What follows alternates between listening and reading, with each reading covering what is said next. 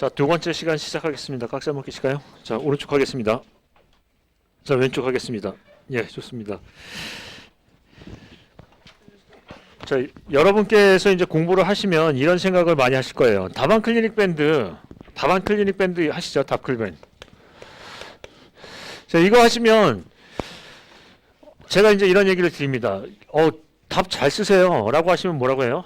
아, 이게 아니래요. 본인의 실력이 아니다. 왜 아니냐고 물어보면 이거 보고 썼어요. 예, 이렇게 얘기해 드릴까요? 잘 쓰신 건 잘 쓰신 거예요.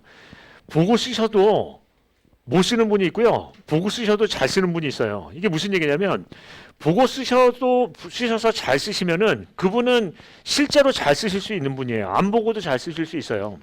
근데 보고 쓰고도 못 쓰시는 분이 있네요. 그분은 실제로도 못 쓰세요. 이게 무슨 얘기냐면 보고 쓰면서 자기가 본인이 재해석하고 분석하고 해가지고 쓰는 거죠.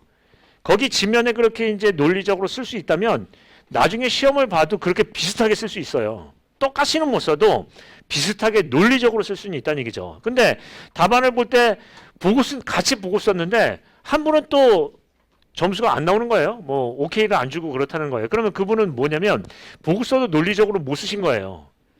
그래서 이 이제 시험은 웃기는 게 뭐냐면 정답이 없어요. 어차피 정답은 없고요.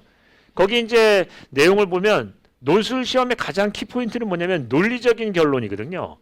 그냥 결론이 갑툭튀가 나오면 안 돼요. 이제 이런 얘기를 많이 하시죠. 논술형을 여러분께서는 이제 3교시에 걸쳐서 쓰실 건데 여기 이제 서론, 본론, 결론이 있잖아요. 그럼 이 결론에 결국 답은 이거다라고 이제 주장을 하시는 건데 이게 논리적이어야 하거든요. 이런 이유 때문에 이게 답이다라고 이제 얘기하시는 건데 여기가 제일 이상해요. 그러니까 갑자기 뭐 잘 나가다가 대책 쓰신 다음에 갑자기 계책이 폭 튀어나온다든가 잘 나가다가 답 쓰시다가 갑자기 사례가 툭 튀어나온다든가 왜 이런 사례가 나왔는지도 얘기도 언급이 없어요. 그래서 여러분께 이제 답안을 얘기 드리는 건 뭐냐면 남은 기간 동안에 논리적인 답안에 대한 도출 방법, 대제목 연습하는 것도 중요해요. 이게 이제 남은 시간 동안에 하나하나를 다 보시면서 이게 분류가 뭐냐, 이게 여기에 대한 이론이 뭐냐, 내가 절차도를 잘 쓸 수 있느냐 없느냐, 기준을 외우고 있느냐 안 외우느냐, 공식을 제대로 쓸 수 있느냐 없느냐, 이게 중요한 게 아니고요. 결국은 그거는 하나의 세세한 어떤 그 답안의 내용일 뿐이고요. 중요한 거는 전체적인 줄거리, 논술의 구성이거든요. 어떤 식으로 이런 결론을 냈느냐가 중요한데 그걸 제일 등한시하시죠. 결국은 그거를 보는 건데. 그래서 답안을 보시면 어떤 분은 공부를 안 하시고 가셨는데도 아니 내가 자신 없는 답안인데도 불구하고 점수가 높은 경우가 있어요. 본인이 놀랄 만큼요. 나 이거 진짜 자신 없게 썼는데 이거 점수 엄청 높네. 그 이유는 뭐냐면 내용은 별 볼 일 없어도 그 답안 구성을 어떻게 끌고 왔느냐 그걸 본다는 얘기죠. 그래서 남은 기간 동안에 하시는 것 중에서 하나가 또 뭐냐면 논리적인 결론이에요. 어떤 식으로 해서 논리적으로 이 근거를 끌어낼 건가 하는 게 중요하죠. 이해되세요? 그런 얘기죠. 이런 얘기예요. 저번에 이제 그 답안 클리닉 밴드에서 이제 마찰형 앵커 나왔었죠. 마찰형 앵커에서 잘 쓰는 게 인장형 앵커라고 했죠. 근데 인장형 앵커가 어떤 문제가 있다? 그게 몰탈이 인장력이 발생하니까 균열이 생기고요. 그것 때문에 그 정착 부분이 굉장히 성능이 떨어진다는 얘기예요. 그래서 압축형 마찰 앵커가 어떤 대안이 될 수 있다. 이런 논리거든요. 그러면 거기 이제 내용을 물어보는 건 뭐냐면 분명히 이분들이 듣고 싶은 답이 있다고요. 실은 그 답을 깔고 시작하는 거예요. 본인들이 답이 있기 때문에 문제를 내는 거지 본인들이 답이 아예 없으면 문제 자체를 못 내요. 평가 기준이 없는데. 그러면 그런 거를 볼 때 그분들이 생각하는 답이든 아니든 간에 논리적으로 얘기를 꺼내서 내가 생각하지 않은 답인데 이거 굉장히 논리적이고 타당성이 있네 하면 점수가 확 올라가요. 내가 생각한 건데 논리적으로 풀었냐면 점수가 올라가는 건 당연한데 내가 생각하지도 못한 건데 굉장히 논리정연하게 잘 풀어냈다라고 하면 뭐예요? 그럼 점수가 높아져요. 그러니까 여러분이 답안 쓰실 때는 서술형에 대해서는 잘 뭘 생각하신다? 논리적 근거요. 그러니까 이런 얘기를 우리 강의할 때 많이 하죠. 도심지에 근접한 흙막이 공법 또는 예를 들어서 터널을 할 때 근접 시공시 문제점 얘기하면 근접도 평가를 먼저 꺼낸다는 게 논리적으로 할 때 기준을 먼저 세워야 대책이 기준별로 나올 거 아니에요. 근접됐느냐 이격됐느냐 이런 것들이요.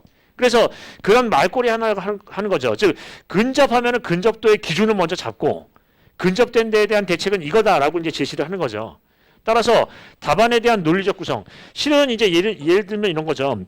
뭐 정치인이 됐던 아니면 연설가가 됐던 앞에서 하시면 그분들은 다 뭐예요? 웅변가죠. 논리적이죠. 만약에 논리적이지 못하면 뭐예요? 외면받을 거예요. 기본적으로 이 논술에서도 제일 중요한 게 논리성이거든요. 이게 과연 저 답이 어떤 식으로 풀어나가느냐가 굉장히 중요하죠. 그래서 여러분께서는 이 논술 시험에서 논리성에 대한 부분을 좀 잘 생각해 보십니다. 그 연습을 좀 해보실 필요가 있어요. 그리고 하나하나 외우는 거에 집착하지 마세요. 실은 그거는 평가의 대상에 그렇게 중요한 건 아니에요. 약간 틀려도 되고요. 비슷하게만 쓰셔도 돼요. 그래프 완전히 똑같이 안 쓰셔도 돼요. 틀려도 된다고요. 그거는 자 한번 보겠습니다. 어떤 그래프가 이론이 나왔어요. 그게 정답이에요? 맞나요? 자, 어떤 유명한 교수님께서 아니면 예전에 아주 유명한 그 학자가 어떤 그래프를 하나 만들었어요. 아까 얘기했던 이런 거 있잖아요. 여기서 이제 얘기해서 단위 시멘트량하고 이 범위를 해서 240, 290 했어요. 근데 제가 쓸 때 까먹어서 이걸 240으로 안 하고 210으로 한 거예요. 얘는 250으로 쓴 거예요. 이거 떨어졌어요? 붙었어요? 붙어요. 240이 될 수도 있고 210이 될 수도 있어요. 이게 중요한 게 아니라 높느냐 낮느냐가 중요하죠. 아니 예를 들어서 굵은 골재가 많으면은 이게 더 클 수도 있고 작을 수도 있어요. 시험의 영향 요인에 따라서 틀릴 수 있다고요. 이런 수치에 연연하지 마세요. 이해되세요? 이거는 이 학자의 의견일 뿐이에요. 이런 거 많이 있죠. 논술 같은 데서나 어떤 학회지에 보시면 뭐라고 써있냐면 요즘에 밑에 뭐라고 해요? 본 논문은 학회의 객관적인 의견과는 상관이 없습니다. 이렇게 써 있어요. 공식적인 의견과는 상관이 없습니다. 개인적인 의견일 뿐임을 밝혀드립니다. 모든 전문가는 다 개인적인 의견을 얘기하지 공식적으로 된 건 없어요. 이해되시죠? 그러면 이 수치가 틀렸다고 해서 붙느냐 틀리냐 이런 거 물어보지 마세요. 붙을 수 있어요. 얼마든지. 5메가파스칼이에요? 3.5메가파스칼이에요? 5메가파스칼이라고 해도 틀리진 않아요. 물론 정확한 건 3.5메가파스칼이라고 얘기하지만 5메가파스칼이라고 써도 아까 얘기했던 콜드 조인트에 대한 발생 시기를 그래도 틀리진 않아요. 완전히 틀렸다고 볼 수는 없죠. 그래서 여러분 나중에 이제 지금부터 이제 공부하시는 방법이 뭐냐면 그 수치 하나하나를 아주 외우고 있다. 고르해서 외우고 있다. 그러면 그거 굉장히 나쁘게 하는 거죠. 전체적인 논술 구성을 보세요. 그런 거를 외워야 할 거는 기사 시험이에요. 다음 중 틀린 것은 맞은 것은 이런 거예요. 시방 기준에 어긋난 것은 말도 안 되는 얘기예요. 실은 그런 거 자체에다 너무 집중하는 게 아니죠. 이게 높을 때 문제점은 낮을 때 문제점은 이런 얘기를 자꾸 물어봐야 되는데 보통 기사 시험은 뭐예요? 수치 갖고 연연하죠. 300이냐 200이냐 뭐 100이냐 이런 거 갖고 물어보는 거죠. 그래서 가급적이면 여러분께서는 어떻게 한다? 암기보다는 논리적인 결론 요거에 좀 집중을 해보십니다. 그거 굉장히 중요한 얘기죠. 자, 페이지 202페이지, 102페이지 갈까요? 102페이지 펴보겠습니다. 그래서 저한테 맨날 물어보시더라고요. 이거 5메가파스칼로 썼는데 맞아요? 틀려요? 의미가 없다니까요. 의미가 없어요.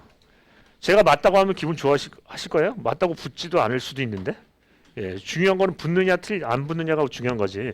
그래서 논리적인 얘기를 자꾸 꺼내십니다. 자, 펌퍼빌러티. 자, 102페이지요. 펌퍼빌러티 같은 경우에는 겨울철이나 여름철에 잘 향상이 안 되죠. 그래서 아까 펌퍼빌러티에 대한 평가 방법이 있었죠. 그 그래프 같은 거나 모식도를 그리실 때는 반드시 옆에다 부연 설명을 쓰세요. 이 그래프가 뭘 의미하는지.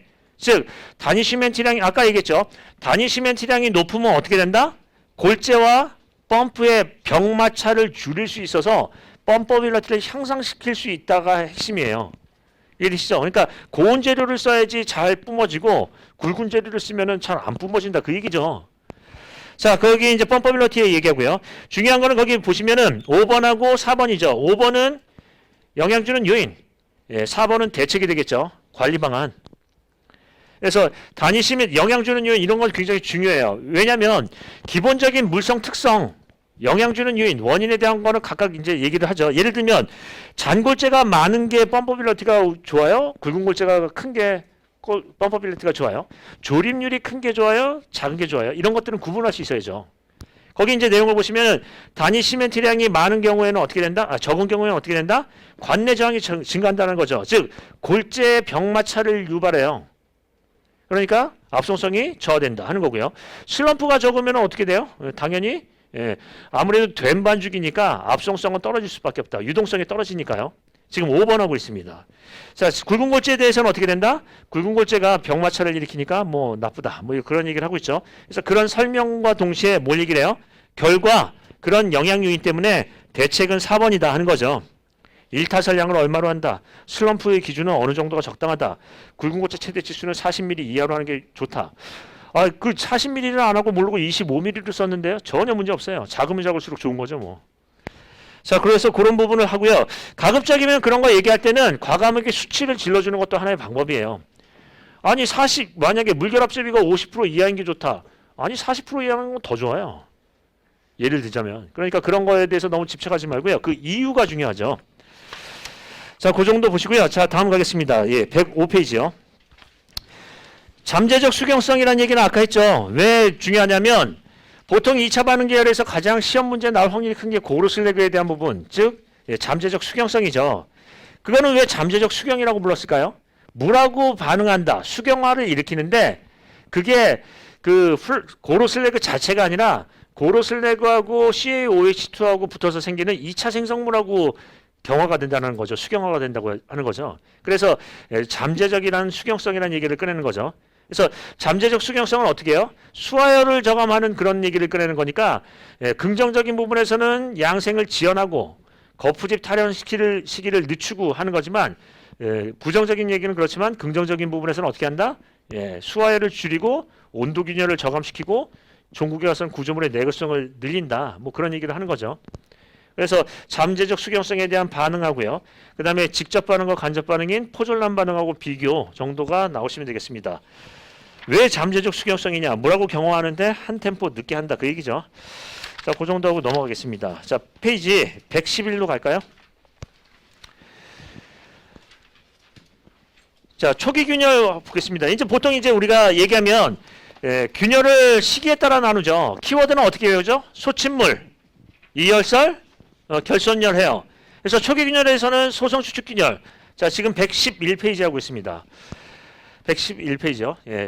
소성 추축 균열, 치마 균열, 물리적 요인의 균열이에요. 자, 일단 한번 볼까요? 가장 중요한 대책 한번 보겠습니다. 소성 수축 균열의 가장 중요한 대책은 뭐예요? 물양생, 봉합양생이죠. 거기 보시면은 표 있죠. 4번. 거기에 소성 수축 균열의 가장 확실한 대책은 뭐예요? 물양생, 봉합양생이 되겠고요. 치마 균열은 뭐예요? 감수제 계열 쓰는 게 낫겠죠. 굵은 골재 최대 치수를 줄이고요. 재료 분리니까 그런 부분이 낫겠고요. 물리적 요인에 대한 부분은 어떻게 한다? 주변의 진동 충격을 줄이는 방법. 그러니까 뭐 발파라거나 이런 것들은 줄이는 방법을 쓰는 거죠. 자, 그런데 여기서 하나 빠졌어요. 뭐가 있죠? 자기 수축 균열도 초기 균열에 들어간다. 왜 자기 수축 균열이 초기 균열에 들어가요? 수화 반응 중에 발생하잖아요. 물론 수화 경화 후에도 자기 수축은 멈추지는 않지만 대부분이 수화 반응 중에 발생이 된다는 거니까 자기 수축 균열도 뭐에 들어간다? 초기 균열에 들어가죠. 그래서 자기 수축 균열도 쓰십니다. 그래서 요즘에 이제 어떤 얘기를 해요? 시험 문제에 만약에 초기 균열의 종류 및 특징을 쓰라 또는 초기 균열의 종류하고 대책을 쓰라 하면 어떻게 한다? 소성 수축, 치마, 물리적 요인한 균열하고 하나 강조해요. 뭐요? 고강도 콘크리트에서의 자기 수축 균열이요. 자, 자기 수축 균열 하고요. 자, 그 다음에 요런 이 초기 균열에 대한 부분에서는 가장 중요한 게 뭐예요? 예를 들자면요. 이거는 시공 전 균열인가요? 시공 후 균열인가요? 그러니까 시공 전의 균열이니까 시공 전에 어떤 품질 관리가 특히 유의해야 되죠. 특히 뭘 강조한다? 양생. 자, 그 정도로 이제 보시고요. 넘어가겠습니다. 소침물 그 정도 보고요. 자, 그 다음에 이제 페이지 114페이지 갈까요? 건조 수축. 건조 수축은 어떤 키워드가 전문 용어가 나와야 되죠? 건조 수축은요? 부정종 구조. 자, 114페이지요. 건조 수축 균열은 저번에 나왔어요. 그죠? 언제 나왔나요? 이 직전에 나왔죠. 자, 일단은 이거 한번 보겠습니다. 건조 수축 균열에 대해서 기본적으로 어떤 키워드가 나와야 돼요? 부정정 구조라는 게 나오죠. 그래서 건조 수축 균열에 대한 원인, 건조 수축 균열에 대한 대책 나오는 건데 한마디로 얘기하면 원인은 뭐예요? 이뇨수죠. 물이 많아서 그렇다. 대책은 뭐예요? 감수제일 거예요. 실은 건조 수축 균열에 대한 대책은 크게 두 가지로 구분할 수 있어요. 뭐요? 건조 수축 응력을 저항하느냐, 건조 수축 응력을 저하하느냐 하는 건데, 그러면 만약에 제가 시험 문제 낸다면 저번에 건조 수축 균열이 나왔으니까 이번에는 뭘 내고 싶을까요? 자기 수축 균열이요. 보통 이렇게 얘기했죠. 수축 균열 중에서 제일 1등, 2등이 건조 수축과 자기 수축이라고요. 걔네들이 55%, 25% 차지한다면서요.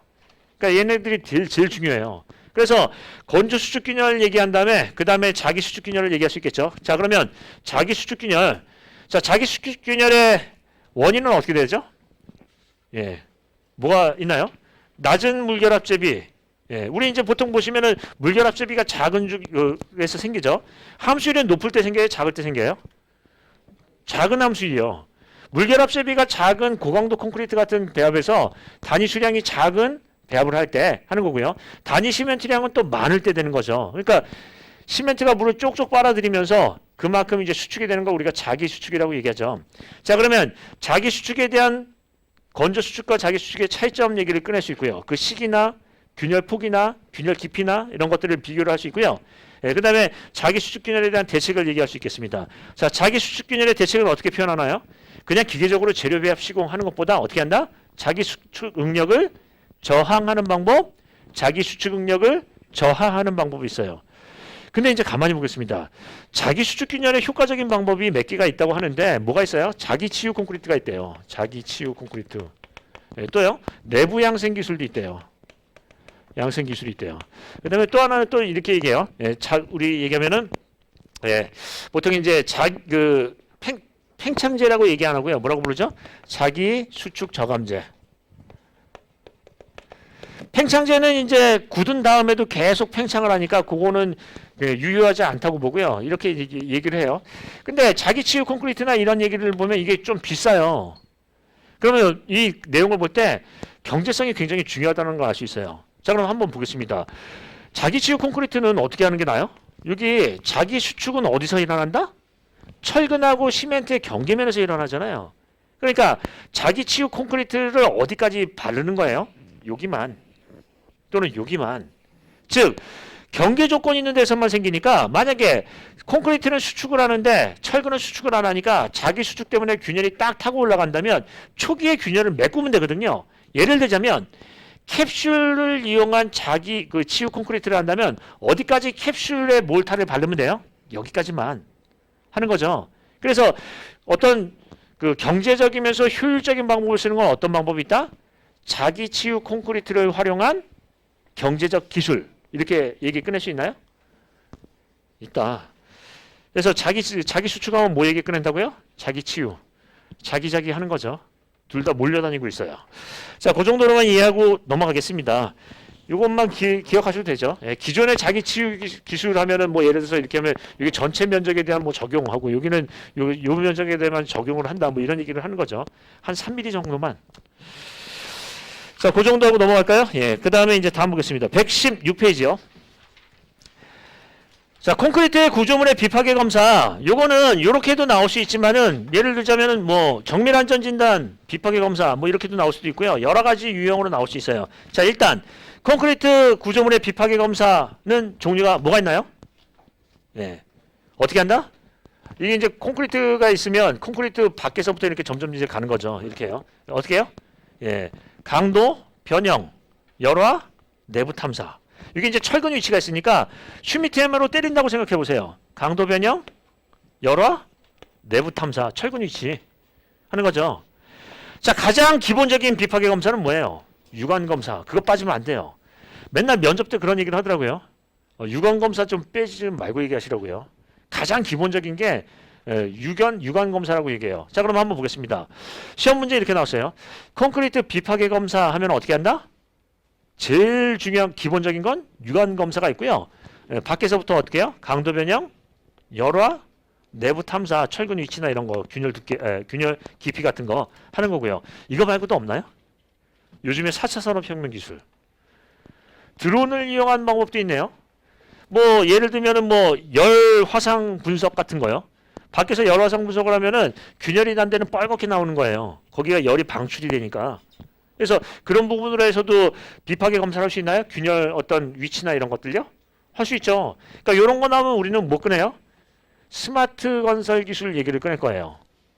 그러니까 드론을 이용한 열화상 분석 이런 거요. 또는 고분광 카메라를 이용한 어떻게 해요? 그 이미지 프로세싱 하는 거죠. 여러분 이제 저거 그 하시죠. 캠 스캐너라고 제가 맨날 노래 부르는 거요. 다방 클리닉 밴드 할 때 맨날 그림자에서 올리면은 제가 거기다 밑에다 써요. 캠 스캐너로 해주세요. 사진을 딱 찍으면은 글자의 검은색하고 극단적으로 흰색하고 구분돼서 그것만 날리고 다 음영을 날려버리죠. 그래서 글씨만 딱 나오는 거예요. 그러면 그거를 균열한 데다 찍으면요. 균열만 보인다고요. 그게 뭐라고 부른다? 이미지 프로세싱. 즉 화상 분석이죠. 결함이 있는 부분은 극대화시키고요. 결함이 없는 부분은 음영을 확 줄이는 거예요. 그렇게 해서 하는 그 분석 기술이 뭐예요? 이미지 프로세싱이죠. 그러면 결함의 위치를 정확하게 특정을 할 수가 있죠. 이해되시죠? 그 캠 스캐너가 이미지 프로세싱이에요. 자, 일단 거기 비파괴 검사하면 어떤 얘기 듣고 된다? 예, 육안 검사 빼면 안 되고요. 최근에 스마트 기술도 빼면 안 돼요. 기본적으로요. 그 정도는 알아야 된다. 자, 이번에 비파괴 검사에 분류 있고요. 예, 그 다음에 거기 이제 육안 검사가 이제 들어가야 되겠죠. 넘어갈까요? 예. 자, 그 다음에 120페이지 가겠습니다. 균열 검사. 자, 균열 검사도 비파괴 검사 중에 하나인데 거기 2번 볼까요? 자, 비파괴 검사는 어떻게 돼 있죠? 맨 처음에 밖에서 육안 검사한다. 이해되시죠? 그 다음에 비파괴 검사 해가지고 뭐예요? 초음파 방사능 이런 것들도 균열 검사하는 거죠. 그 다음에 코와 채취를 하면 균열 기피를 할 수가 있겠죠. 그래서 균열 검사 방법은 어떻게 얘기할 수 있어요? 저렇게도 표현할 수 있겠지만 파괴적 방법과 비파괴 방법으로 표현할 수가 있겠네요.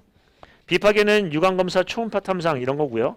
파괴 검사는 코와 채취 이런 것들 얘기하는 거죠. 근데 이런 거 얘기할 때는 어떻게 한다? 균열 검사에 대한 기준, 허용 균열폭 이런 얘기 꺼내는 거죠. 허용 균열폭 초과 시의 대책 이런 얘기도 꺼낼 수 있고요. 자, 균열 검사법 잘 보시고 허용 균열폭까지 보십니다. 자, 허용 균열폭 기준은 어떻게 되죠? 거기 보시면은 그 건조 환경, 수분 환경, 부식성 환경, 고부식성 환경에서 어떻게 외운다? 건습부고 43 6543이죠. 기타 구조물 철근 보시면 FC가 이제 우리가 얘기하는 thickness of cover를 얘기하는 건데 원래 TC라고 해야 되겠죠. FC가 아니라 thickness of cover인데 그러니까 우리가 피복 두께요. 근데 0.006, 0.005, 0.004, 0.0035다 하는 거죠. 자, 그 정도 하고 넘어갈까요? 예. 자, 다음 가겠습니다. 124페이지. 자, AAR이 왜 중요할까요? 예, 팝아웃 때문에 그렇죠. 팝아웃. 자, 이제 이렇게 보겠습니다. 예. 시험 문제 그 팝아웃 하면은 팝아웃은 세 개가 있어요. 팝아웃이 이제 어떻게 되는 거예요?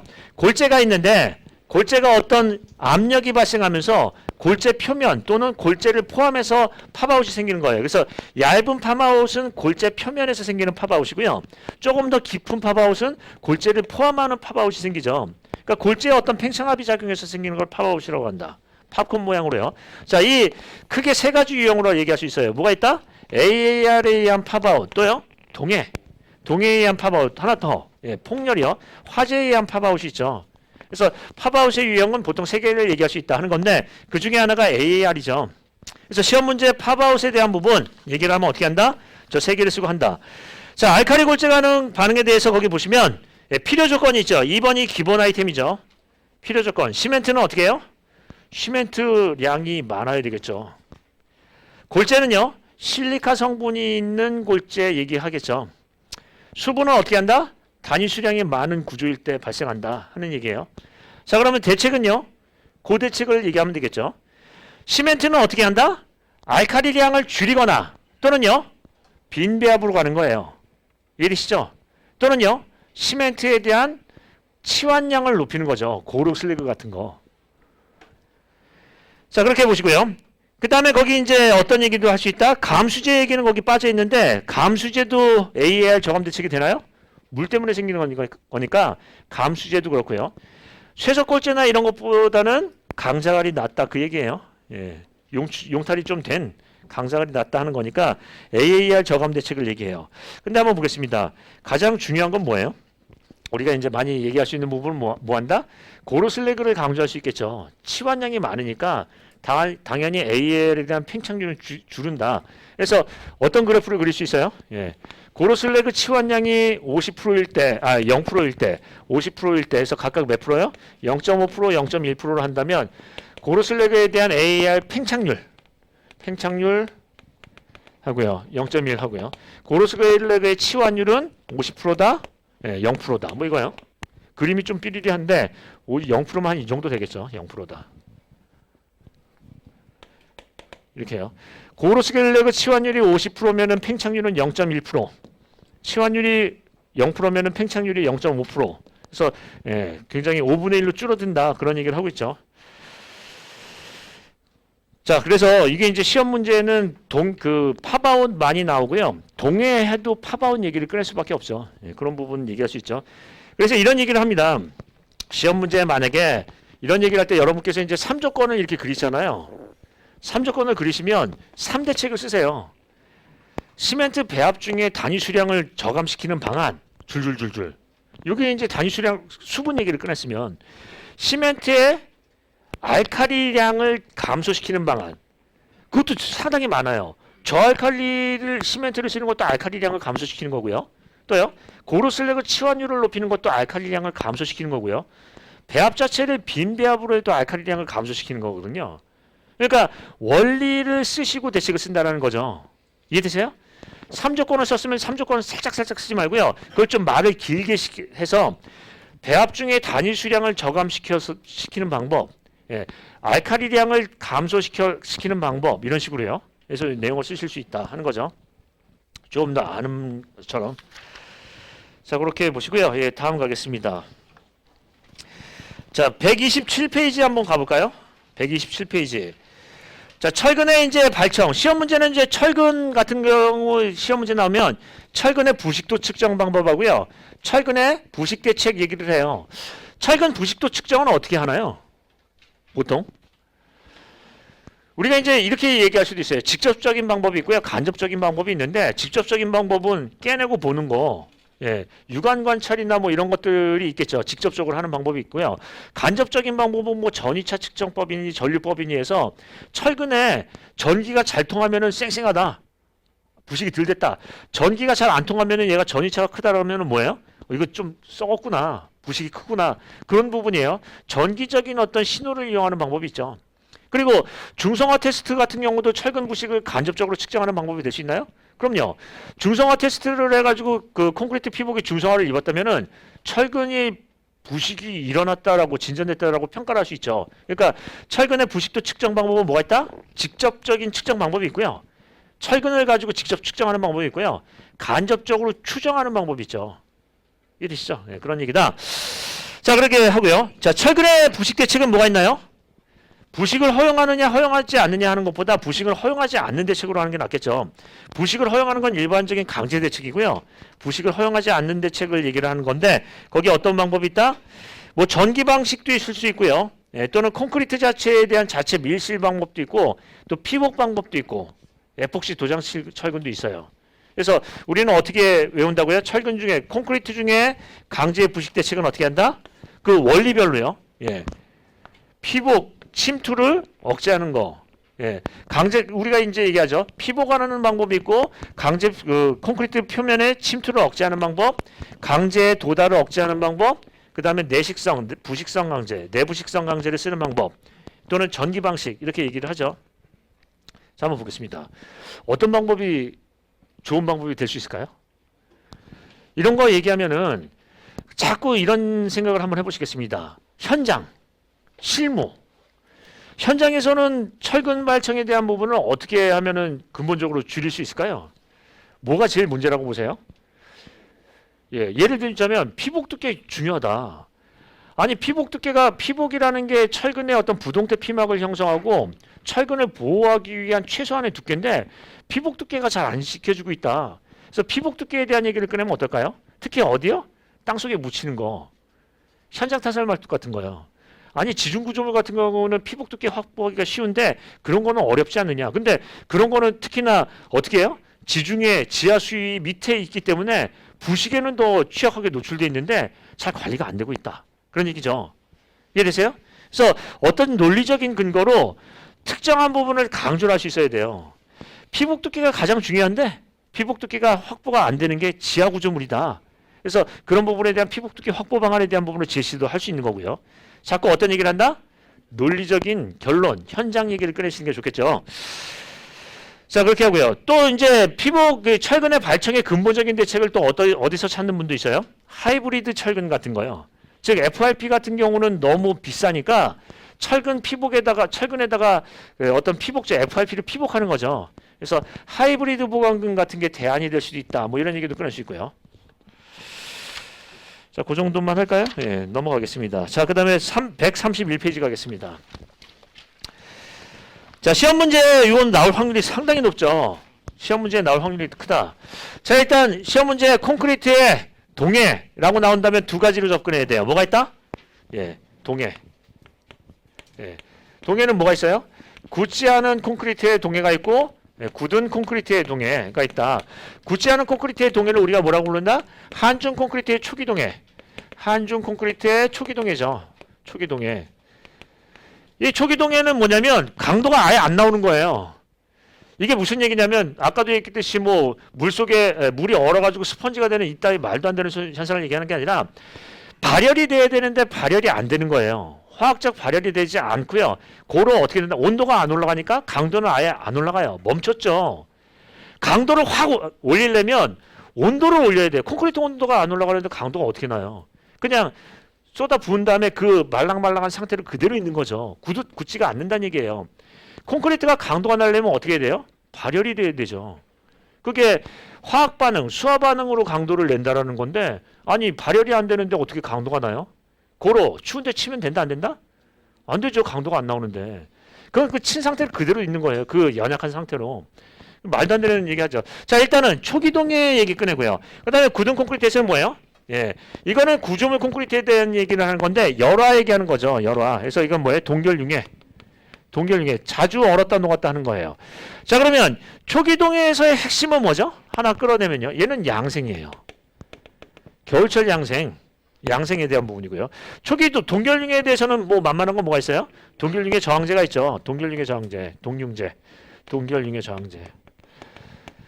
저항제에서 무슨 쿠션 효과 뭐 이런 얘기, 우리 이제 아까 얘기했던 감수제 얘기 이런 얘기를 끊을 수 있겠죠. 그래서 시험 문제는 콘크리트 동해하면 어떻게 한다? 굳지 않은 콘크리트에서의 동해, 굳은 콘크리트에서의 동해 하고 동해에 대한 메커니즘 쓰고요. 대책 얘기를 꺼낼 수 있는데 초기 동해에서는 뭘 위주로 간다? 양생이요. 온도를 증가시킬 수 있는 어떤 방법을 썼어야죠. 그 기온의 외기에다가 그렇게 놓으면 되나요? 그걸 막아놓고서 뭘 온도를 높여야 되죠. 그렇게 눈 오는데 눈을 맞추고 치면 어떻게 해요? 예. 좋습니다. 자, 그래서 이제 뭘 얘기해요? 양생하는 거죠. 그래서 거기 이제 보시면 131페이지의 맨 밑에 5번에 동해에 대한 저감 대책이 있는데 이렇게 쓰시면 안 되고요. 어떻게 한다? 초기동해 대책, 겨울철 초기동해 대책. 예. 우리 구조물에 대한 동결융해 대책 이렇게 나눠서 쓰는 게 낫겠죠. 예. 양생 위주로 쓰고 초기동해는 동결융해에 대한 부분에서는 동결융해 저항제 이런 부분의 얘기를 꺼낼 수 있겠죠. 쿠션 효과. 메커니즘은 뭐 연력학 이론 이런 것들은 우리 했으니까 이게 보시고요. 거기 보시면은 다음 페이지에 동상 콘크리트의 동상에도 마찬가지예요. 동상이라는 게 동해에 의한 손상이죠. 그러니까 시험 문제에 동상하면 어떻게 쓴다? 이것도 마찬가지로 예. 굳지 않은 콘크리트에서의 동상, 굳은 콘크리트에서의 동상 이런 식으로 내용을 쓸 수 있다는 거고요. 거기 이제 동상에 대한 대책이 4번에 나와 있는데 그게 이제 내용을 보시면 어떻게 돼 있죠? 동결융해 저항제 1번 같은 경우에는 그거는 굳은 콘크리트의 동상 얘기하는 거죠. 예, 물 시멘트 저감하고 단위 수량을 줄인다. 이거는 굳지 않은 콘크리트 양생까지도 굳지 않은 콘크리트 얘기하는 거고요. 그래서 그 내용을 조금 더 잘 보시고 쓰십니다. 자, 그 정도 보시고요. 넘어갈까요? 예. 예, 좀 넘어가 보겠습니다. 페이지 예, 144페이지 폭렬. 폭렬 중요하죠. 예. 자, 일단 폭렬하기 전에 우리 먼저 얘기해야 될 게 중성화 있습니다. 중성화. 중성화의 종류부터 얘기를 한번 해볼까요? 중성화는 뭘 얘기하는 거죠? 콘크리트가 예, 강알칼리성을 잃으면서 발생할 수 있는 열화의 유형이에요. 강알칼리성을 잃으면 어떻게 된다? 탄산화, 중화, 용출, 폭렬에 대한 부분이 생길 수 있고요.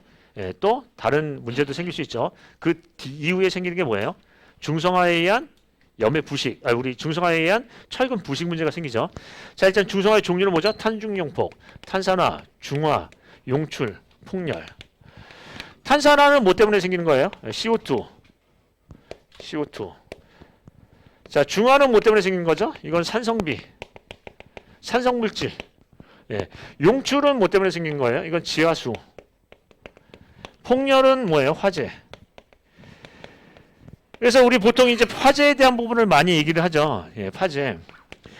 폭렬을 보시면 폭렬 메커니즘은 아주 그냥 머리에 예, 박히듯이 했었죠. 메커니즘은 어떻게 된다? 맨 처음에 1단계 외부에서의 1000도씨 이상의 온도가 수열이 된다. 이게 이제 무슨 얘기냐면 폭렬이 왜 무섭냐면 자 이렇게 보시는 거죠. CaO 플러스 H2O는 CaOH2 플러스 125 칼로리 퍼 그램이에요. 이게 이제 수화 반응이거든요. 이 반대 가역 반응이 폭렬이에요. 폭렬은 뭐냐면 이 거꾸로 쓰는 거죠. CaOH2라는 놈이 있는데 얘가 뭐 한다? 1000도씨 이상의 온도에 수열이 됐어요. 노출이 됐다는 거예요. 그럼 얘가 어떻게 돼요?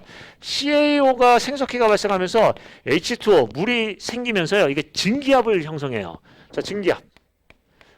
이게 이제 폭렬이에요. 그러니까 얘가 수화 반응의 가역 반응이에요. 얘가 무서운 얘기를 하고 있어요. 무슨 얘기예요? 얘가 콘크리트 고결체거든요. 얘가 강도를 담당해요. 고결체가 분해가 된다는 얘기예요. 얘를 아예 생분해 시켜버리는 거예요. 그 근본 자체를 없애버리니까 폭렬이 생기면은 강도가 회가닥 떨어져요. 이해되세요?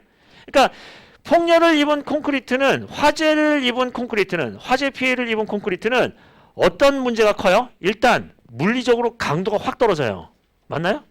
일단은 CaOH2가 생분해가 돼버려요. 분해가 돼버리니까 강도가 떨어져요.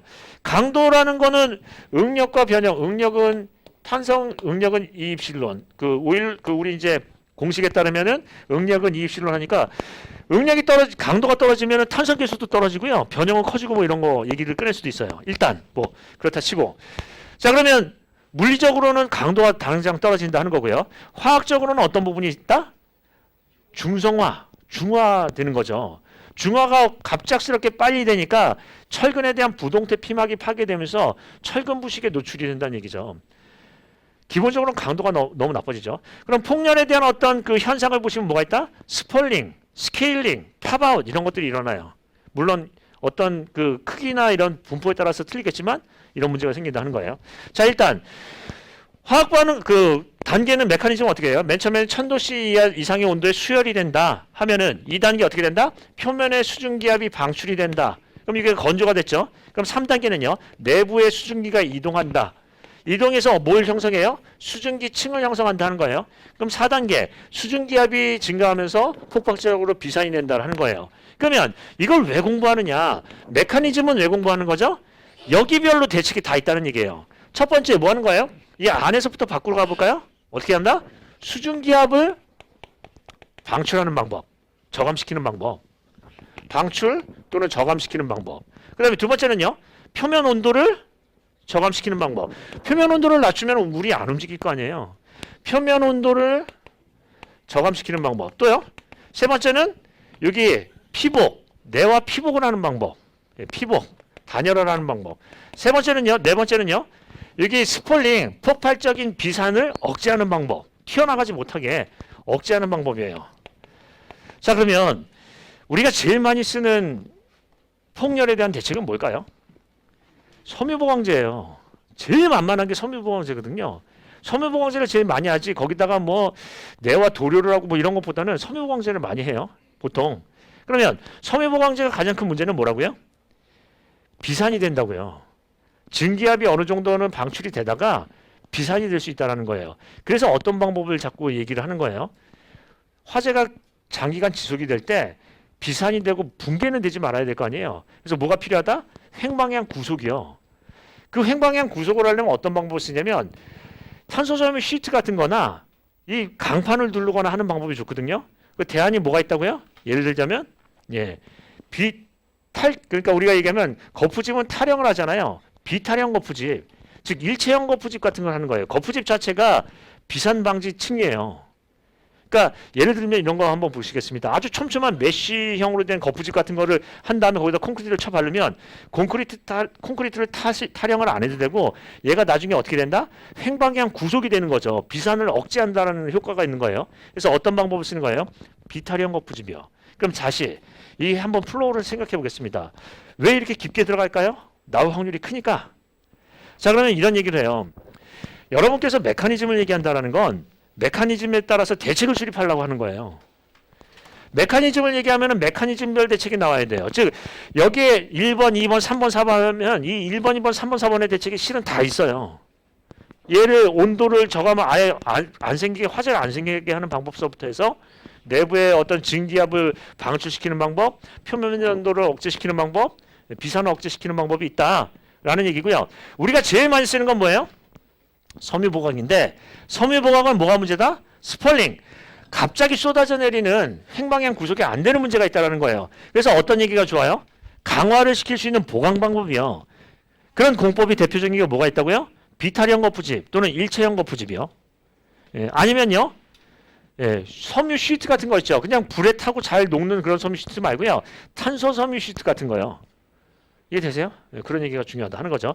자, 그러면 시험 문제에 만약에 폭렬이라는 시험 문제가 나왔다고 친다면 폭렬이요. 그럼 어떤 얘기를 꺼낸다? 가장 많이 쓰는 공법 있죠. 예, 기존에 많이 도입되고 있는 섬유보강의 한계성과 그 대책 이런 얘기가 나와야 되겠죠. 맞나요? 예. 그래서 이제 여러분께서는 이런 얘기를 하세요. 시험 문제 이런 얘기, 시험 이런 문제가 나오면 우리가 제일 많이 적용하는 건 무엇인가? 그런데 거기에서는 한계성은 무엇인가? 거기에 대한 개선 방안은 무엇인가? 자꾸 실무 얘기를 하는 거죠. 우리가 제일 많이 쓰는 건 이건데 이게 가장 큰 문제다 하는 거죠. 자, 한번 보겠습니다. 제가 이런 얘기 했죠. 만약에 우리한테 나올지 안 나올지 모르겠는데 중대재해법 이렇게 이제 나온다고 치겠습니다. 그러면 여러분께서는 중대재해법하고 산업안전보건법하고 이제 비교를 하시겠죠. 예. 산업안전보건법, 중대재해법은 법무부에서 하는 강제법이고 산업안전보건법은 법에 대한 어떤 강제성이 떨어지는 고용노동부 장관이 하는 거예요. 예, 그 중대재해법은 뭐예요? 하한법이에요, 상한법이에요? 하한법. 최소 징역 3년 하니까 3년 이상은 들어가야 돼요. 근데 산업안전보건법은 뭐예요? 상한법. 이게 웃기는 게 뭐냐면 최소 징역 7년 하면요. 안 줘도 되는 거잖아요. 지금까지 사업주가 7년 이상의 징역 이렇게 7년 이하의 징역 이렇게 했는데 징역을 산 적이 없다는 거죠. 아예 들어간 적이 없어요. 그러면 이제 이 법의 취지가 이렇다는 거죠. 법의 취지가 벌을 주자는 건가요? 아니면은 산업재해, 중대재해를 근절하자는 게 법의 취지인가요? 근절하자는 게 취지예요. 그리고 이렇게 따져보겠습니다. 유럽이나 이런 데서는 진즉에 우리보다 강한 중대재해 처벌법을 도입을 했죠. 우리는 낮은 수준을 하는데 지금 문제가 있어요. 그런데 가장 큰 문제는 뭐예요? 실무적으로 어떤 문제가 있다? 예, 책임자를 그러니까 이제 바지 사장을 세우는 거죠. 예, 우리가 이제 CEO 말고 CSO라고 해가지고요. 안전보건 최고 책임자라는 걸 둔다라는 거죠. 그래서 그쪽으로 도망갈 생각부터 하고 있어요. 그러면은 법의 취지가 무색해지는 거 아니에요. 그래서 실무상으로 이렇게 만약에 도망가는 방법을 만든다고 한다면 그 취지가 즉 산업안전보건법상에서 그 중대재해법상에서 취지가 벌을 주는 게 아니라 계도를 하는 게 목적이라고 한다면 그 벌에 대한 수준을 조금 낮추고 실제적으로 적용할 수 있게끔 낮추고 또 그 부분에 대해서 유예 기간을 준다든지 어떤 예를 들면 투 스트라이크 아웃제를 한다든지 이런 법에 보강을 한다든지 그리고 아까도 얘기했듯이 뭐 CSO라는 이런 것들을 아예 자체를 금지를 한다든지 실질적인 어떤 대표이사에 대한 어떤 그 징계를 한다든지 이런 법적 보완이 있어야 될까요? 무조건 그냥 법만 징계를 하려고 하지 말고요. 징계에 대한 유예를 두고 계도를 할 수 있는 그런 방법을 쓰는 것도 하나의 방법이 될까요? 라는 얘기가 나와야지 기술사죠. 중대재해처벌법의 도입 취지, 차이점 이렇게 하고 땡 하면요. 그럼 기사. 근데 법적인 어떤 한계성과 개선 방안 그걸 제시하면요. 그럼 기술사 하는 거죠. 그래서 여러분께서는 어떤 얘기를 꺼낸다? 자꾸 실무 얘기를 꺼내셔야 돼요. 실제는 안 된다. 실제는 안 맞다. 이런 얘기가 나와야 되겠죠. 그래서 자꾸 어떤 얘기를 꺼낸다? 실무, 현장, 최근 자꾸요. 그런 얘기가 키워드가 나오면 점수가 높다. 그럼 어떻게 써요? 실무상 최근 스마트 공법? 네, 좋습니다. 갖다 막 붙이는 거죠. 제 얘기는 무슨 얘기냐면 엎드려도 자꾸 붙여서 결론을 내세요. 실무상의 문제점과 개선 과제 이런 거요. 자, 폭렬이 그래서 결론은 뭐예요? 네, 횡방향 구속할 수 있는 어떤 다른 방법이 필요하다. 그런 얘기를 하고 있습니다. 자, 메커니즘하고 대책을 연결해서 쓴다라는 얘기고요. 넘어갈까요? 자, 그 다음에 이제 콘크리트로 넘어가시면 포러스 콘크리트 153페이지 가겠습니다. 자, 153페이지 포러스 콘크리트는 핵심은 뭐냐면 다공성. 이제 거기 밑줄 칠까요? 1번 보시면 다공성 연속 공극이에요. 거기 이제 정의가 나와 있죠. 정의가 나와 있는데 그 포장에서 뭐라고 되어 있냐면 다량의 연속 공극이죠. 그게 핵심이에요. 공극률이 큰 거에서 끝나는 게 아니라 뭐 20에서 30%라는 그 큰 공극이 아니라 공극이 서로 연결이 되어 있다라는 거예요. 연결이 되어 있으니 필터 콘크리트도 되고 연결이 되어 있으니 식생 콘크리트도 되고 연결이 되어 있으니 들락날락 한다는 얘기죠. 그러니까 우리가 얘기하는 저쪽에 포장에서의 투수성 포장이나 배수성 포장 이런 것도 전부 다 포러스 콘크리트로 구현할 수 있고요. 저쪽에 가시면은 우리 호안 같은 데서도 친환경 호안 같은 경우에서도 식생 콘크리트를 활용하는 방법도 연속 공극이니까 가능한 거예요. 따라서 어떤 얘기를 한다? 연속 공극, 다공질이 핵심이에요. 근데 반대로 얘기하면 급부가 있으면 반대급부가 있죠. 얘가 어떤 문제가 있다? 열화에 취약하다. 즉 그 공기랑 물이랑 이런 닿는 면적이 많다라는 거죠. 그래서 뭐에 취약해요? 동해에도 취약할 수 있고요. 중성화에도 취약할 수 있고요. 하여튼 열화에는 취약한 구조예요. 그래서 거기 보시면 어떤 얘기가 있다? 맨 끝에 153페이지에 포러스 콘크리트의 내구성이라는 얘기가 있죠. 동결융의 저항성이 가장 큰 문제다. 실은 동결융의 저항성만이겠어요. 중성화도 크고 AAR도 크고 다 크겠죠. 자, 그래서 이제 어떤 부분이에요? 거기 중성화 동결융의 저항성이 크게 하려는 다른 대책이 필요하다라는 얘기죠. 자, 거기 이제 보시면 투수성 포장과 배수성 포장, 우리 보통 포러스 콘크리트 포장을 보시면 거기 그림이 있네요. 거기 그림 그거 잘 그리실 수 있나요? 그래서 어떻게 그려요? 이거를 단순화하면 이렇게 돼 있다. 모르긴 몰라도 강도하고 투수 개수는 반대일 거예요. 이렇게 반비례 관계가 아니에요. 무슨 얘기냐면 투수성이 크다 또는 공극률이 크다라고 볼게요. 공극률이 크면 투수성이 크니까 구멍이 뻥뻥 뚫려 있으면 강도가 떨어진 거 아닌가요? 구멍이 막혀 있으면 강도가 클 거고요. 그럼 얘는 어느 위치에 있냐고 보면은 한 요 정도 있을 거예요. 고밀도 콘크리트나 고성능 콘크리트는 한 요 정도 있을 거고요. 보통 콘크리트는 한 요 정도 있겠네요. 이해 되시죠? 그래서 그런 부분으로 투수 개수와 강도 특성의 비교 이런 얘기를 꺼낼 수 있어요. 즉 얘가 강도가 취약하다는 걸 의미하죠. 그걸 뭐 그렇게 그릴 필요가 없고 그렇다는 얘기죠. 고강도는 아무래도 오른쪽 상방에 있고요. 그 다음에 포러스 콘크리트는요 왼쪽 하방부에 있네요. 그래서 거기다가 뭐라고 쓴다? 투수성이 크므로 열화에 대한 취약성이 보완되어야 할 것이다. 이렇게 쓰는 거죠. 자, 그러면 거기 이제 제일 기본적인 거는 뭐냐면 4번의 용도하고 그 다음에 2번의 재료 특성 요 정도는 나와야 되겠죠. 이런 얘기를 한번 보겠습니다. 시험 문제에 이걸 모르겠는데 이런 거 나오면은 뭘 하냐면 특수 콘크리트나 이런 부분 나오면 뭐 하냐면 뭔가 공학적인 성질이 좀 다를 거예요. 그러면 포러스 콘크리트예요. 콘크리트의 역학적 특성 또는 뭐 물성 변화 뭐 이런 걸 한번 써볼까요? 이렇게 한번 얘기해 볼까요? 강도는 커야 작아요? 강도 특성.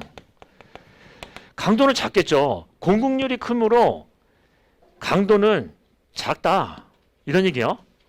투수성은요. 공극률이 크므로 투수성은 크다. 건조 수축에 대한 저항성은 어떨까요? 건조 수축이요. 건조 수축은 잉여수가 많다라는 건데 이런 포러스 콘크리트는 잉여수가 많을까요? 적을까요? 많아요? 적어요? 극단적으로요? 모르죠? 그럼 뭐예요? 변화가 미미하다. 이런 거는 잘 모르면 어떻게 해요? 미미한 거예요. 확실하게 알면요. 크다 작다. 이렇게 쓰시면 돼요. 그리고 이제 보통 보시면 특수 콘크리트 같은 경우 보면은 대부분 다 콘크리트 학회지 같은 데 나오면 뭐예요? 이 콘크리트의 물성이에요. 얘가 강도가 크냐 작냐, 건조 수축이 크냐 작냐, 얘가 공학적으로 우수하냐 그걸 다 얘기해요. 아니 강도가 크면은 탄성 계수는 클까요, 작을까요?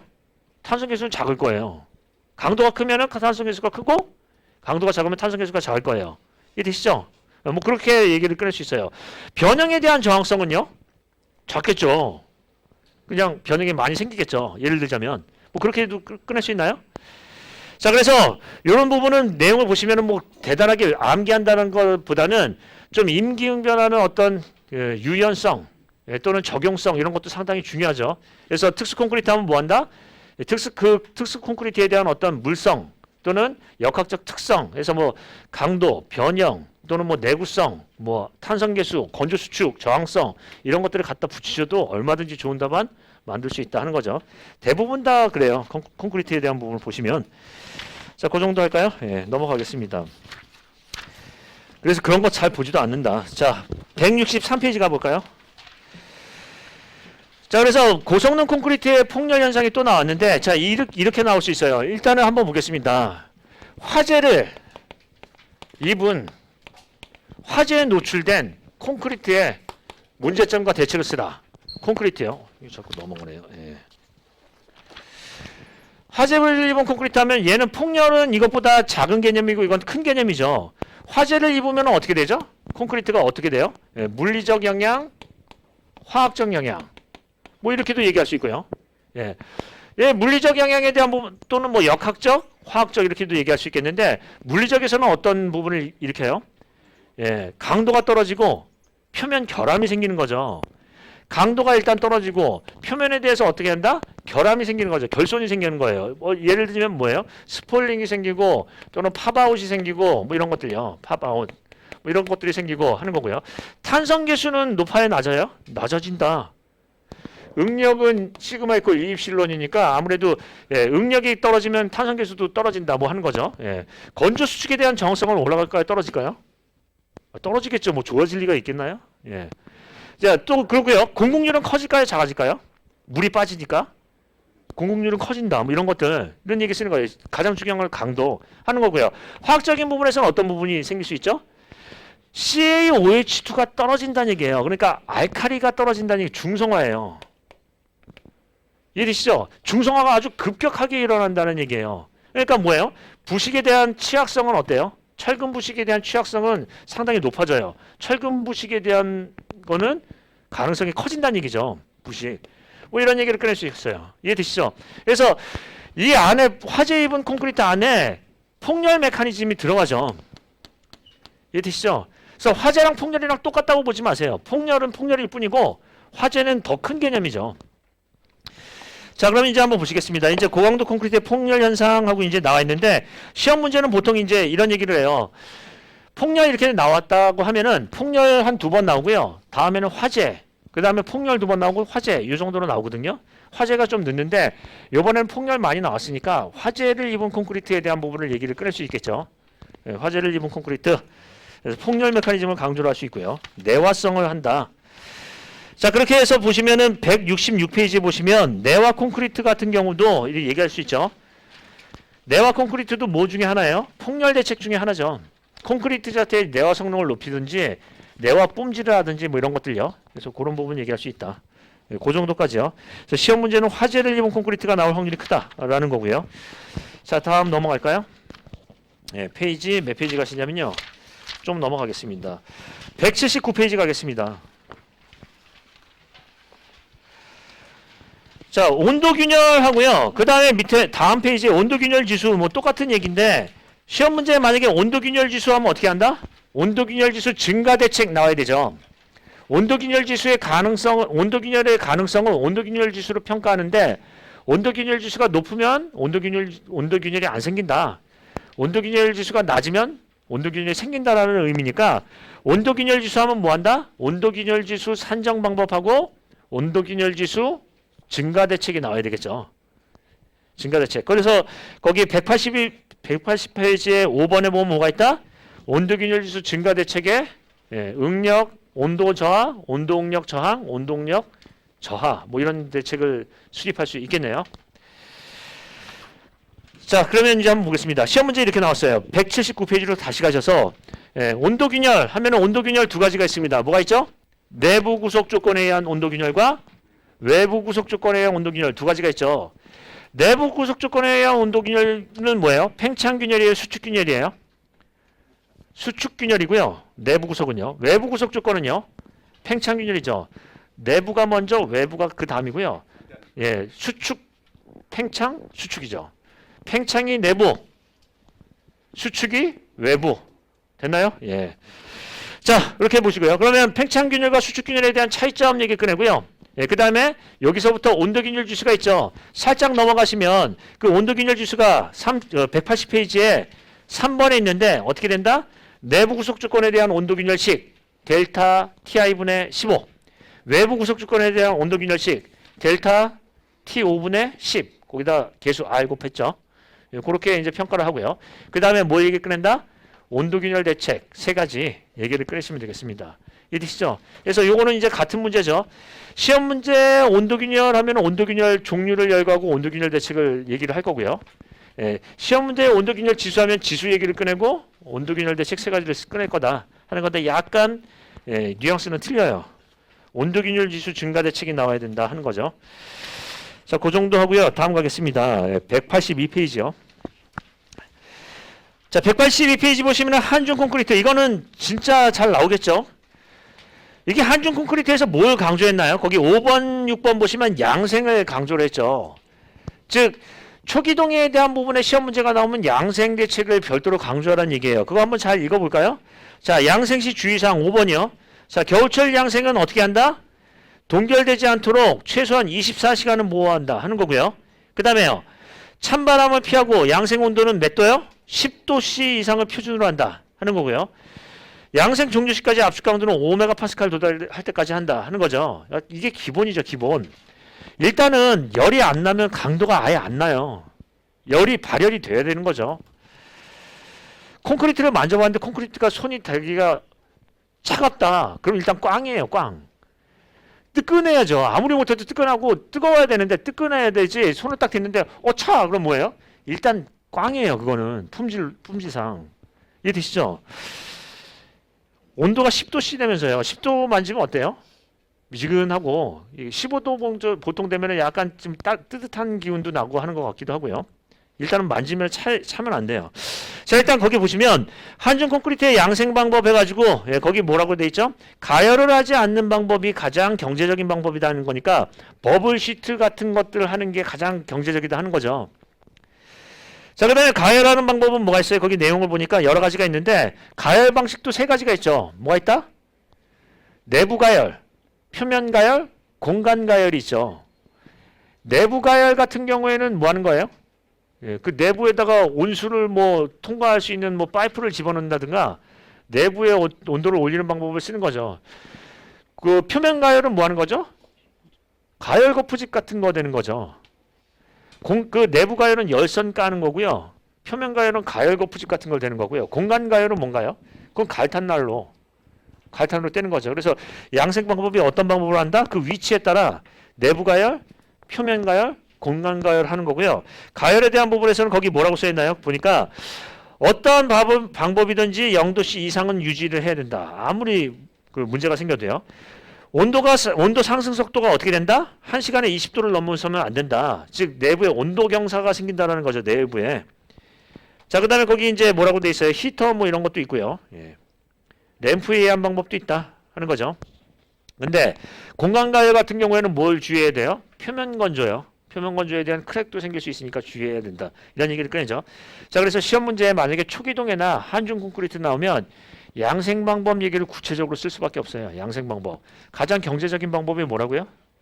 거의 버블 시트 같은 거 단열재 쓴다고 얘기했죠.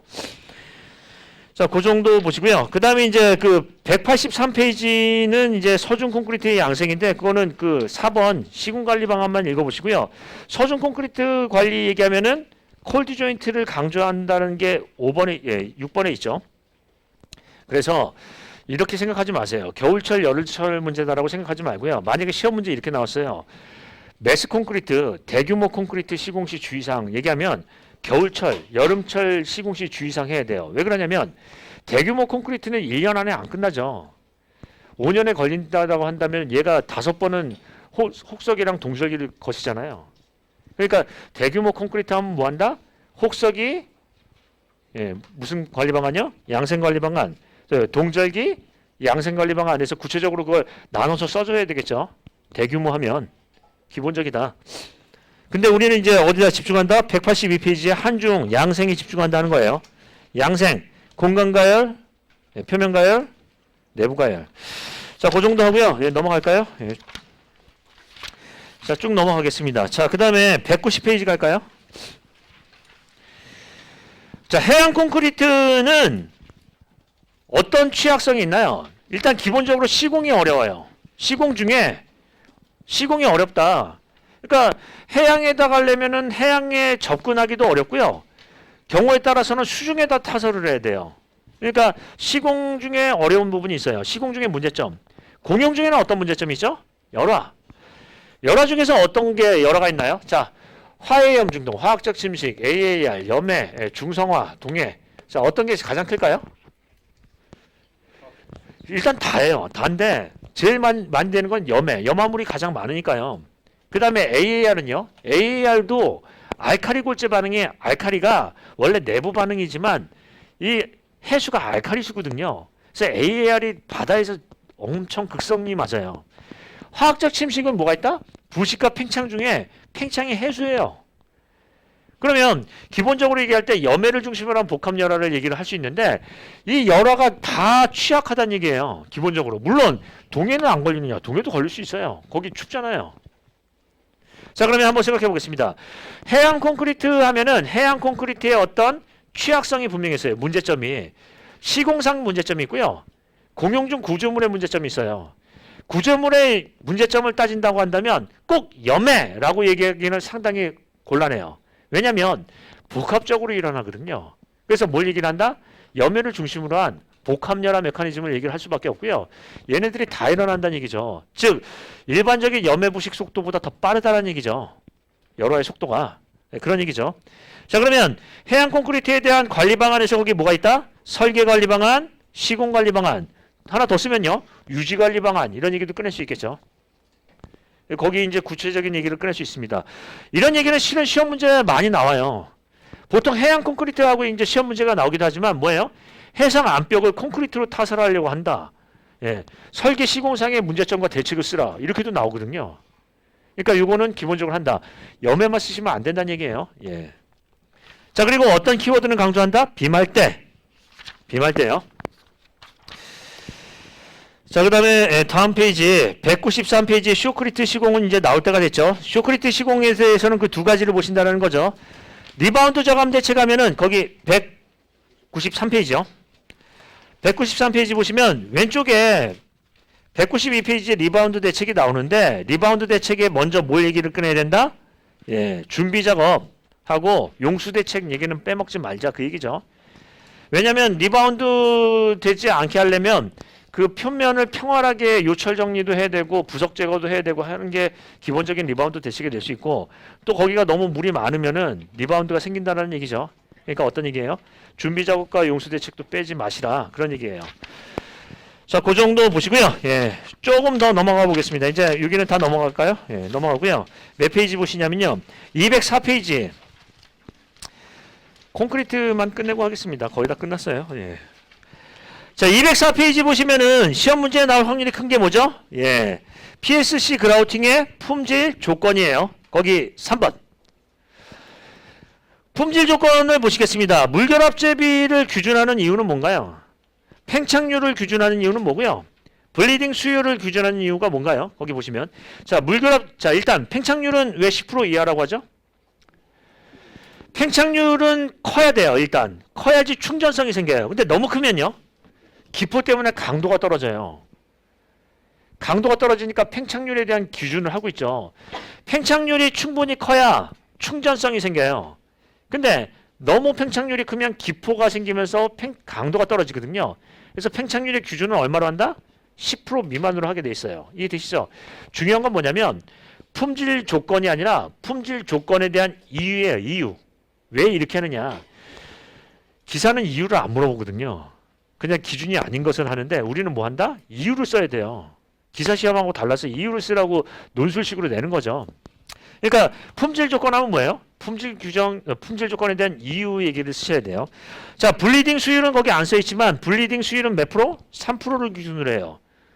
근데 블리딩 수율을 3%로 기준을 하는 이유는 뭐예요? 심지 효과 때문에 그래요. 블리딩 수율이 커지면 커질수록 어떻게 된다? 예, 강선하고 그라우팅하고 부착이 떨어지잖아요. 그래서 블리딩 수율을 3% 미만으로 한다 하는 거고요. 물결합 제비를 왜 45% 이하로 해요? 수밀성 때문에. 물결합 제비가 크면 클수록 수밀성이 떨어지죠. 블리딩이 생기니까. 예, 그런 얘기를 꺼낼 수 있다. 강도는 뭐 당연히 커야 되겠죠. 소요의 강도가 있어야 되니까. 인장 강도를 확보하기 위해서 그래요. 자, 그러면 이제 품질 조건과 품질 기준하고요. 그 다음에 시공시 주의사항하면 어떤 얘기를 한다? 주입 시기, 주입압, 주입량 이런 얘기를 꺼내야 되겠죠. 그래서 요즘에는 어떤 방법을 주입 방법을 쓴다고 하나요? 이건요. 진공 주입 얘기 꺼냈죠. 예. 한쪽에서 그냥 쏴 붙이는 게 아니라 앞에서 석션을 하면서 뽑아내면서 해서 진공 주입 방법이라고 이런 얘기도 꺼냈죠. 이거 처음 듣는 얘기인데? 저 한 3번 했는데요. 예. 이런 게 있어요. 좀 신기하지 않나요? 진짜 신기하고 오묘한 그 학습의 세계. 지금 들으면 지금에서야 이해가 되는 거예요. 그때는 몰랐는데. 그리고 지금 들어보면 생소해요. 왜 그럴까요? 원래 학습은 그런 거죠. 한 번 하면 안 되고요. 여러 번 해야 돼요. 저도 이렇습니다. 저도 이제 얘기를 하자면 저도 깜짝깜짝 놀래요. 아, 이게 이런 게 있었구나 하는 게 가끔 있어요. 아, 제가 다 한다고 생각했는데 보면 야, 이런 거 있었네? 할 때 얘기 꼭 해야지. 예, 인간은 어떻게 된다? 죽을 때까지 배워야 한다.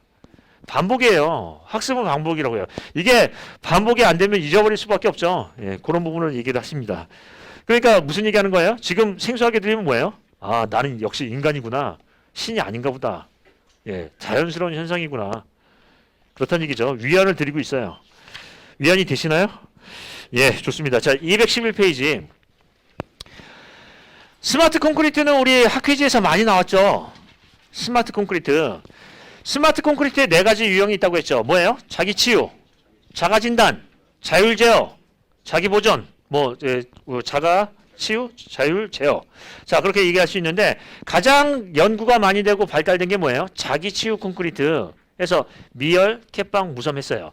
거기까지가 중요한 게 아니라 자기 치유 콘크리트를 어떻게 하면 활성화할 수 있느냐가 핵심이에요.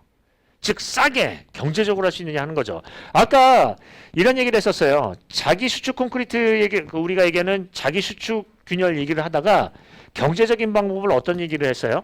그 경계만 한다라는 거죠. 몰타를 처리한다거나 이렇게 한다는 거. 즉 그게 이제 연세대 교수님께서 얘기한 건데 뭘 얘기를 하는 거예요? 자기 치유 캡슐 콘크리트 있죠. 캡슐 콘크리트를 다 할 필요가 아니라 만약에 한다면 피복 두께까지. 피복 두께도 못 한다면 어떻게 한다? 이 표면과 경계면의 3mm 정도까지만 영역을 하면 얘가 균열이 여기서부터 초기 균열이 생기면 그때 막는다. 왜 그게 좋으냐면 균열이 커진 다음에 막는 거는 굉장히 비경제적이다. 아주 미세 균열이 생길 때 그때 막아줘야지 효과적인 거기 때문에 오히려 이게 가장 확실한 방법이면서 경제적인 방법일 수가 있다라고 얘기를 해요. 동의하시나요? 이해 되시죠? 그래서 어떤 얘기를 해요? 자기 치유 콘크리트의 경제성 확보 방안 이런 얘기를 꺼내는 것도 하나의 방법이에요. 왜냐하면 다 돈이거든요. 이게 굉장히 어렵다라는 거죠. 또 조금 잘난 척하려면 뭐 얘기해요? 만약에 미생물을 이용한 자기 치유 콘크리트 얘기하면 뭐예요? 미생물의 생존율 증대 대책 뭐 이런 얘기도 있죠. 걔를 어떻게 하면 하느냐? 보통 미생물을 어디다 넣냐면 그 미생물을 그 유기물이나 이런 것들을 해가지고 뭐 펠릿 이런 데다가 넣는다고 하는데 그 방법 말고 어떤 걸 쓰자는 거예요? 캡슐을 쓰자는 거 아니에요? 그것도 그러면 어떻게 보면 융합 기술이네요. 캡슐에다 접착제 넣어가지고 하는 게 캡슐 콘크리트 기술인데 캡슐에다가 뭘 넣는다고요? 미생물을 넣는다는 거 아니에요? 그거 요즘에 썼던 게 있어요. 예전에요. 그게 뭐예요? 닥터 캡슐 요구르트. 살아서 장까지 간다. 생존율을 높이는 기술 아니에요. 그거 보고 했네요. 예, 그런 얘기죠. 예. 자, 그래서 여기 이제 내용을 쓸 수 있고요. 거기 이제 보시면은 5번에 광촉매 콘크리트도 있는데 걔도 뭐의 하나다? 자기 치유 콘크리트 중에 우리 얘기하는 스마트 콘크리트 중에 하나다 하는 거죠. 그 정도로 이제 보시겠습니다. 이거는 뭐 나오면은 잘 쓰실 수 있겠죠. 자, 이 정도 하고요. 예. 원래 콘크리트 하면 이제 웬만한 것도 거의 다 한 거예요. 자, 지금부터 15분 쉬었다가 연결해서 하겠습니다. 15분 쉴까요?